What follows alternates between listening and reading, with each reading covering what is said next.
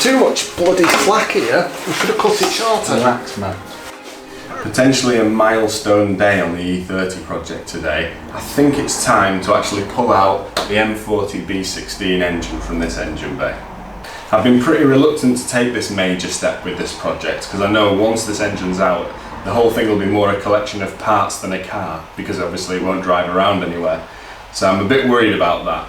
But with the restoration work I'm planning to do, and knowing that I'm going to be swapping an M52 engine into it, this M40 engine is just going to be getting in my way. And I'm not really taking the car around at the moment anyway, because I found out recently that the radiator is leaking, and I'm not prepared to spend time fixing that when I'm going to pull the whole thing out. So my plan is to pull the engine and gearbox out as a whole, and I'll store it in my side shed for now just to make sure I can throw it back in if the whole project goes wrong and I need to put this engine back in. But in all honesty, I'm pretty intimidated by this job. I've never pulled out an engine and gearbox from a car before, so it's quite a big one for me too. I've had a scout around at some guides and I made a rough checklist of what needs to be done to actually pull the engine. And I'll put that in the description too, just so you can follow along if you're doing this job yourself on your own project. You'll have to excuse the rain noise because we're having a British summer here, so 1 minute it's raining, the next minute it's bright sunshine. But we'll continue, at least we're inside a garage. Let me give you a quick overview of what I'm planning to do today and what's involved then. So the plan is to switch the car around, which will be probably me driving it for the last time under M40 power.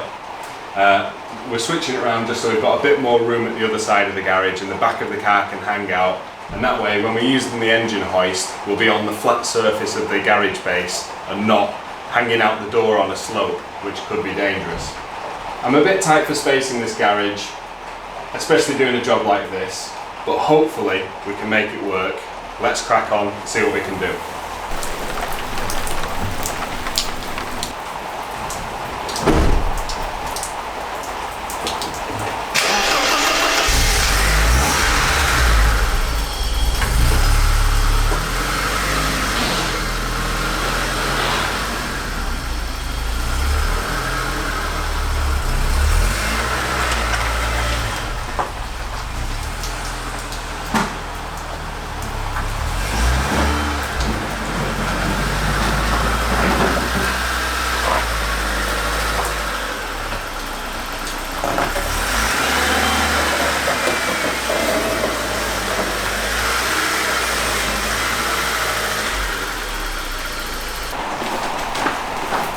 That explains that noise.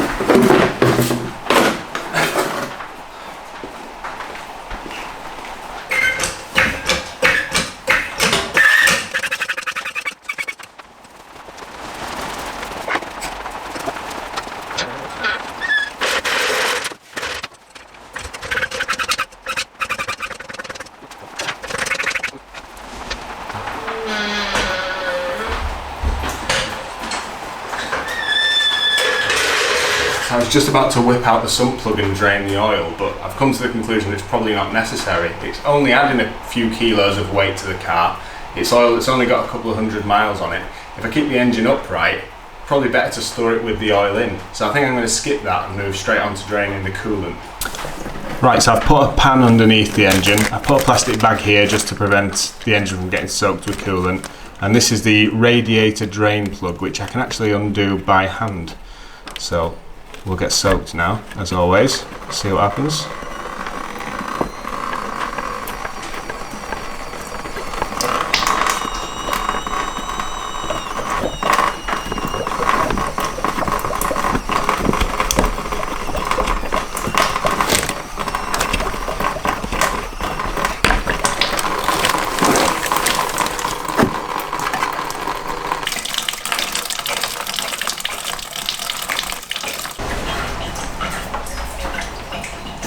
I'm just giving the hoses a good squeeze to make sure I've got all the coolant I can out before I actually unhook the bottom hose, because that's always when it really gets messy.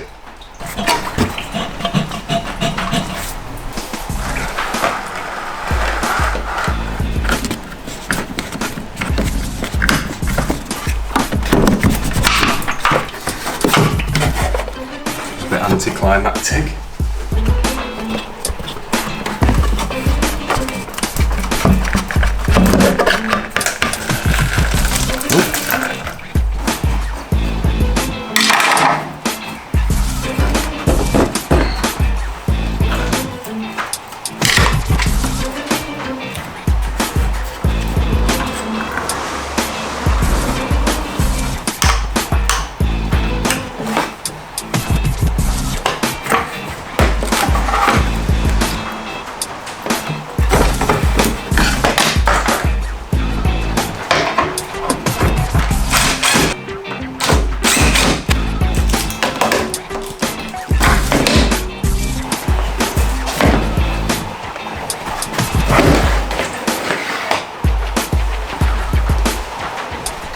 Taking these fan clutches off is notoriously difficult, but because we've had this one off not too long ago, it's actually proven pretty easy. To be fair, it wasn't on that tight. Bear in mind it's a reverse thread. So I'm going to thread that off now we've got it moving.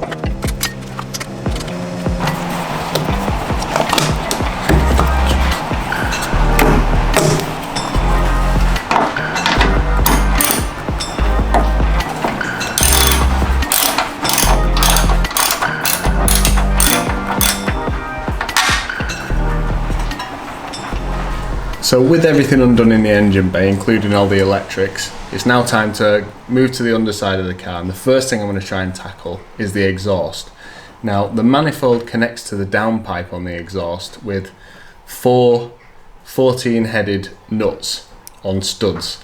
I've got the big impact gun, and I'm going to see if I can get it off. I can appear to reach with this 12-inch extension, which is surprisingly good news. So this may be very stuck. Let's find out.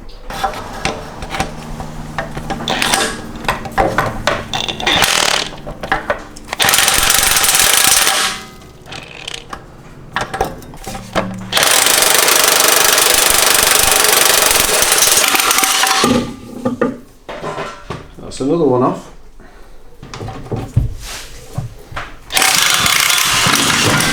Hey, 4 out of 4, can you bloody believe it? With the exhaust unhooked, I'm now going to move on to removing this clutch slave cylinder. It's a bit tight in there, so I've come up with a silly extension to get the impact gun on. This must be how the pros do it. Look at that.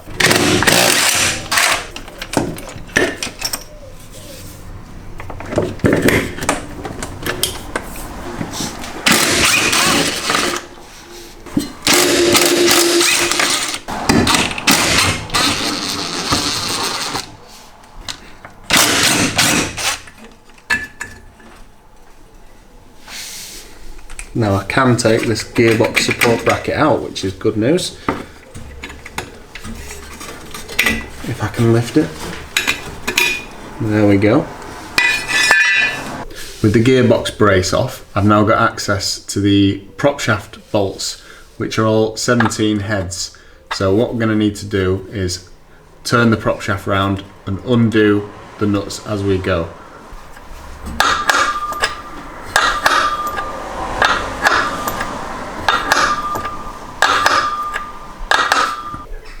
The trick to turning the prop shaft is to get the back of the car lifted up so the wheels are free, and then you should be able to turn it without the handbrake on. And then you'll need to turn it round so you can access the next bolt, and then pull the handbrake back on so you can actually turn the actual nut.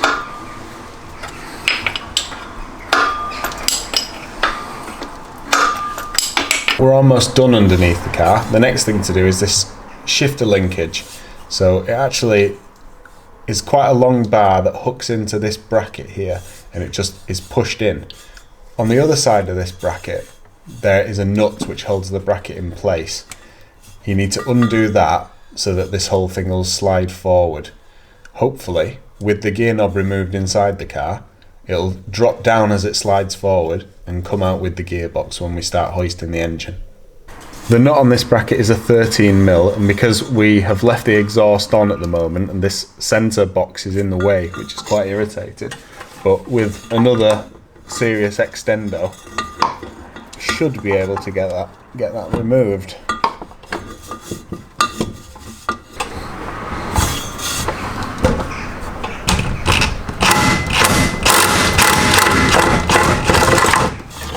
Just like that.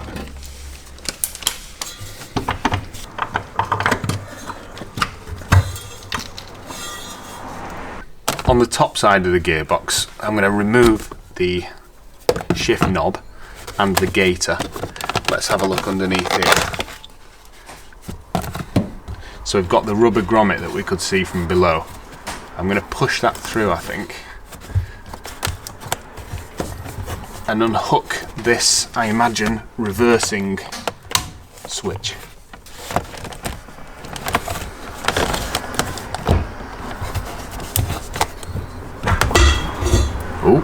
Oh god, it's dropped down. So with the gear shifting linkage down as far as it can be, pushed down from the top side including the grommet, it's not quite as low as I'd like. It's almost like the front of the bar which connects to the gearbox is riveted on, so I'm not really going to try and remove it, so we're going to try and leave that on the gearbox. To help us with that, we're going to remove this bracket, which as far as I can tell does absolutely nothing, and that'll just help us get an extra 2 inches closer to the ground just to make sure there's clearance for the actual shifter to go down and out.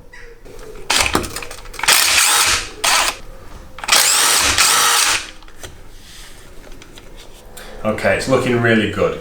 I think that's everything apart from the engine mount's actually disconnected now. So the next thing to do is drop the car down, set the engine hoist up, get it strapped, and then we'll start pulling it and see what happens.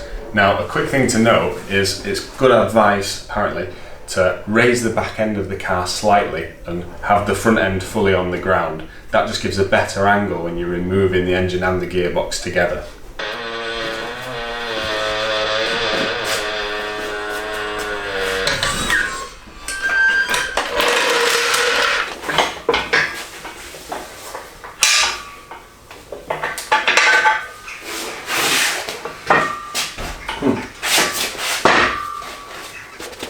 Right.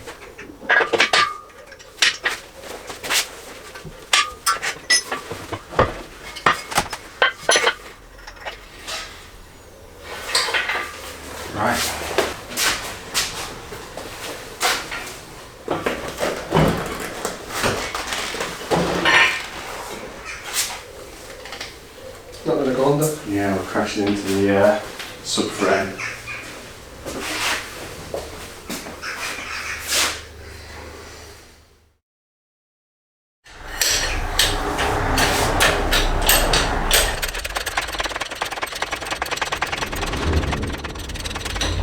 That'll do.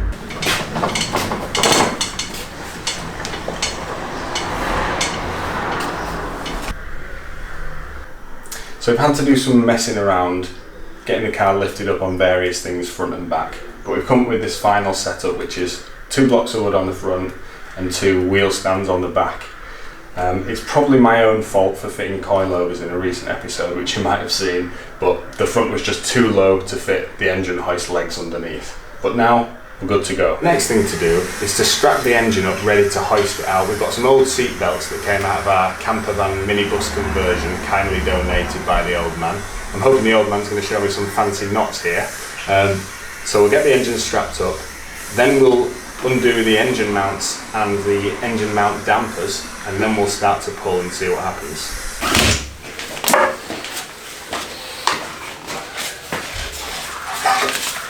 There's too much bloody slack here. We should have cut it shorter. Relax, man. Right. So we've got that, like that. Yeah. Yeah. What just happened there? Well, you just pulled it, and there's, like I said, it's slack here. Ton of slack. I think you've got. Oh, am I pulling it out? Hang on. Right. So I need that one. It's because I was looking. So hopefully. Yeah. You have to let it down that side. Yeah. Pull it. Let me do that. Yeah.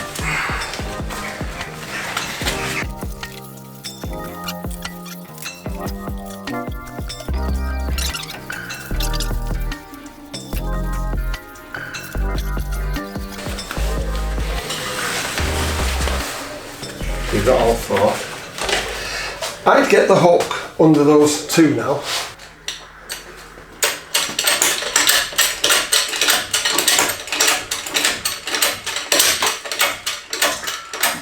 Stop now.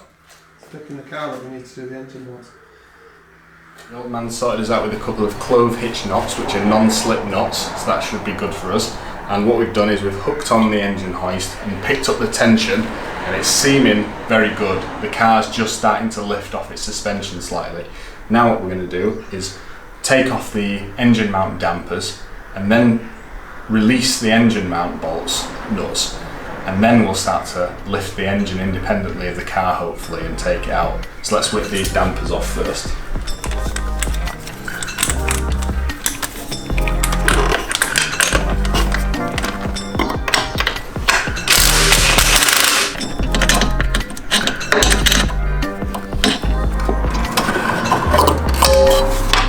Now for the top engine mounts. Technically, should be the last thing holding this engine in.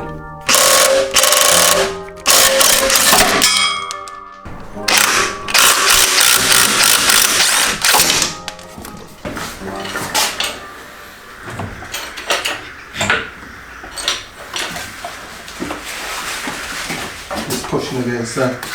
Against where? The front, that plastic thing. Yeah, so we need to pull it backwards. That's helpful. Even more. It's off the engine mounts. but that's the problem. Down.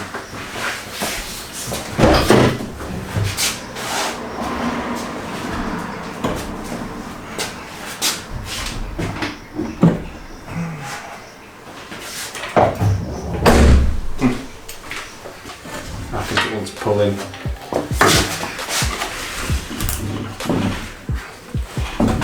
Caught on the exhaust. Ow. Yeah. That's how hard as we can go at the moment. What we got here? Back of the gearbox bell housing touching the subframe, which is fine. Okay. And that's the heater. Don't forget, matrix coolant. you've got a little bit of wood under there. You might want to take some of it out. I put it there so it wouldn't bang down. Oh, okay. Yeah, no, it might be okay actually. Okay. To be fair, it's all looking good.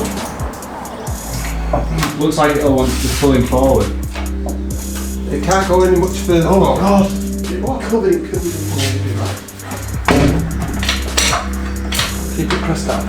Press. The problem is I'm pressing, but it's hitting here. Yeah, that's fine. So just Press it down. if you wheeled this way so I could press, it'd help. It's going to be a juggling act.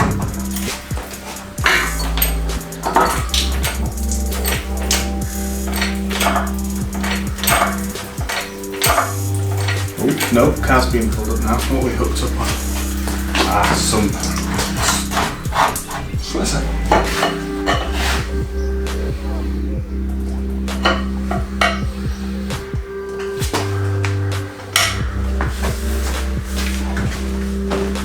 I mean, the back's definitely caught on the tunnel, but not much.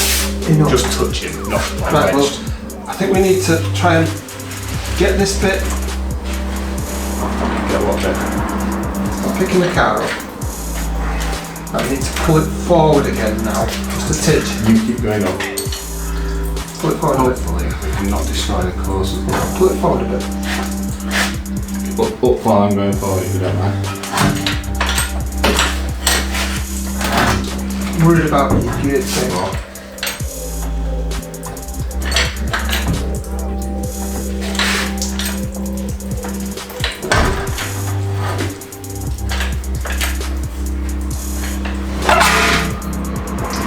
More than I expected.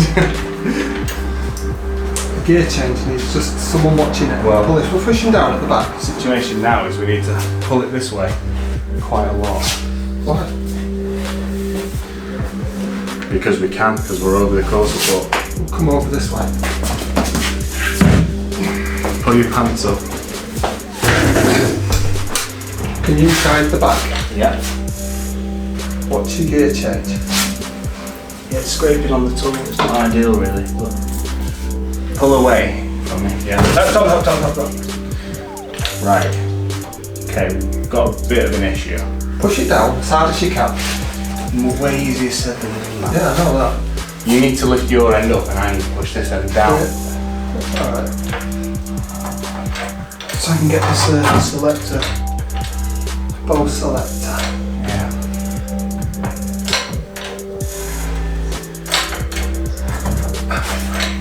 Yeah. All right.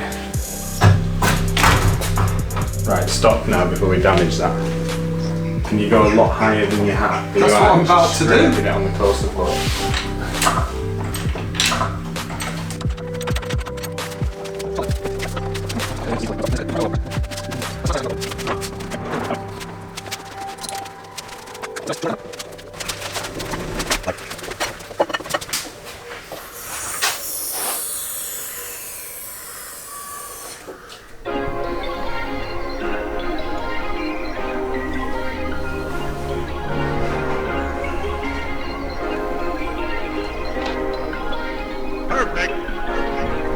So now the gearbox is off the car, I've got a better look at how this shifter linkage connects on this end.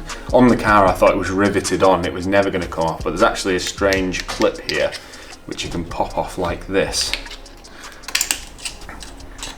Now that whole thing will push out this way.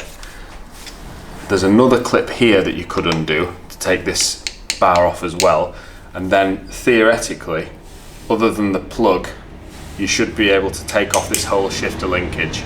If you're removing a larger 6-cylinder M20 engine, you'd probably be much better off taking this off to be able to remove the engine with the hoist, because it adds length that will only get in your way with a larger engine. So removing the engine and gearbox from the car was actually easier than I expected, but it was very labour intensive and many hours into it. I think we were most lucky with the exhaust studs. I could see those causing a big problem if they round off and won't be removed easily. You can't even get an angle grinder in if you get stuck, so I'm not sure what you do with that other than saw the exhaust off. The big impact gun was a godsend there with a 12-inch extension. It was relatively a straight shot from underneath the car, so if you can do that, I think you could probably do the whole job. With it being the smaller M40 4-cylinder engine, it's actually relatively small, which enabled us to easily access everything we needed to undo. Some things we could even just unhook and leave to one side in the engine bay without them interfering. For example, the power steering system, which is just tucked to one side, still in there. All in all, I think it's been incredibly successful. I'm really hoping the M52 engine will go in as easily as this M40's come out, but that one's a bit bigger, so we'll have to see how we go with that. I've got way better access to restore the underside and of course the engine bay. So the next thing I think I need to do is strip out everything that remains in here, and I need to take off this sound deadening and inspect the bulkhead, which is a notorious place that E30s rust. Hopefully we won't find any horror stories behind there, but I've seen bad things behind there on otherwise very clean cars. So if you're trying to do this job yourself, I'll include a checklist in the description of this video, so check that out, it might be useful to you. If you've enjoyed watching this video, please do give us a like, and if you want to see what comes next for the E30 project, make sure you subscribe so you don't miss that. Thank you for watching.